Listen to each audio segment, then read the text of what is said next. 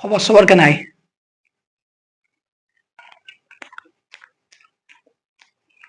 সেজোবা চিংৰা খাব টাইম নাই বেটেল অফ প্লাচি আচ্ছা তাৰে আগত চিংৰা খাই কোনি কোনি ভাল পা কমেন্ট কৰ বেটেল অফ প্লাচি চবে পঢ়িছা বেটেল অফ প্লাচিৰ ওপৰত কেইটামান কুৱেশ্যন চাম যিকেইটা অলৰেডি এক্সামত উঠছি বহুবাৰ তাৰে আগত এখন খতম কৰি দিওঁ কাৰণ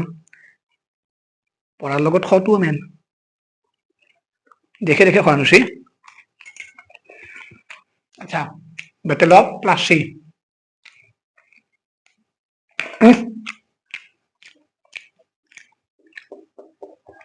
বেটেল অফ প্লাচি প্ৰথম কুৱেশ্যন বেটেল অফ প্লাচি কেইটা হৈছিল লিখি থৈ দি বহিত কাৰ কাৰ মাজত হৈছিল বেটেল অফ প্লাচিত কোনি হাইছিল কোনি জিকছিল মানে ৰিজাল্ট কি হৈছিল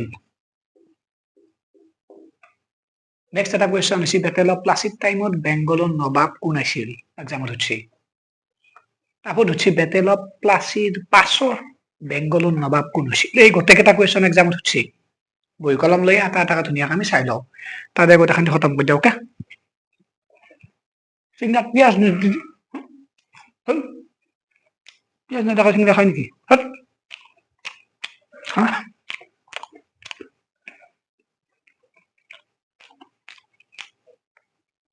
বেটেল অফ প্লাচি কেতিয়া আছিল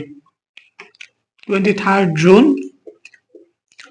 1757 ডেটটো মনত ৰাখ ইম্পৰ্টেন্ট 23rd June 1757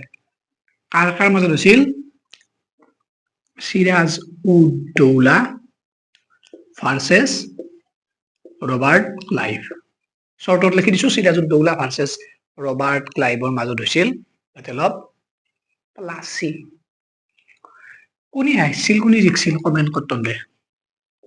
কোনি হাইছিল কোনি জিকছিল কমেন্ট কৰ আৰু দুটা পইণ্ট মনত ৰাখ বেটেল অফ প্লাচিৰ টাইমত বেংগলৰ নবাব আছিল সিৰাজ উদ দৌলা বেটেল অফ প্লাচিৰ পাছত বেংগলৰ নবাব কোন হৈছিল মীৰ জাফাৰ এই গোটেইকেইটা কুৱেশ্যন বেটেল অফ প্লাচিৰ ওপৰত অলৰেডি সুধছি বহিত সৰু নোট এটা কৰি লিখি ৰাখ বাকী মোৰ অলপ খাব লগা আছে খাই লওঁ চিংৰা